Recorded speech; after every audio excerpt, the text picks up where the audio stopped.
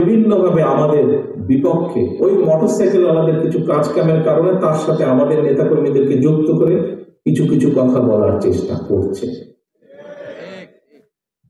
আমাদেরকে সতর্ক সচেতন হতে হবে সহকর্মীবৃন্দ। বারে বারে আমি বলছি, আমি আজকের গত কয়েক মাস ধরে বলছি, সামনের নির্বাচন এত সহজ নয় আপনারা যত সহজ ভাবছেন। নিজের মনে যতই বড়াই করুন, আরে বিএনপির তো শাখা প্রশাখা একদম গ্রাম পর্যন্ত আছে, অন্যদের কি এত আছে? এত বড়াইয়ের কিছু নেই।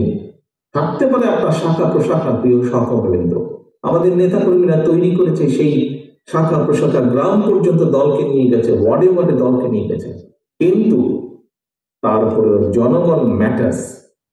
জনগণ ম্যাটার্স।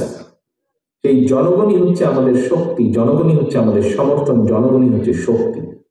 জনগণ সাথে না থাকলে জনগণ 5ই আগস্ট দেখিয়ে দিয়েছে। কাজে আমরা যদি ভুল করি, জনগণ আবার কোনো একটা কিছু দেখিয়ে দেবে, তখন কিন্তু পস্তাতে হবে, তখন কিন্তু হাতির টেস্ট করতে হবে। সহকর্মীবৃন্দ, এখনো সময় আছে। আসুন আসুন আসুন, আমরা জনগণের পাশে থাকি, জনগণের সাথে থাকি। যারা এমন কিছু করবে যা আপনাকে আমাকে ক্ষতিগ্রস্ত করবে, যা আমার দলকে ক্ষতিগ্রস্ত করবে, যা আমাদের দল ক্ষতিগ্রস্ত হবে, আমরা তার বিরুদ্ধে প্রতিবাদ গড়ে তুলব, তার বিরুদ্ধে প্রতিরোধ গড়ে তুলব।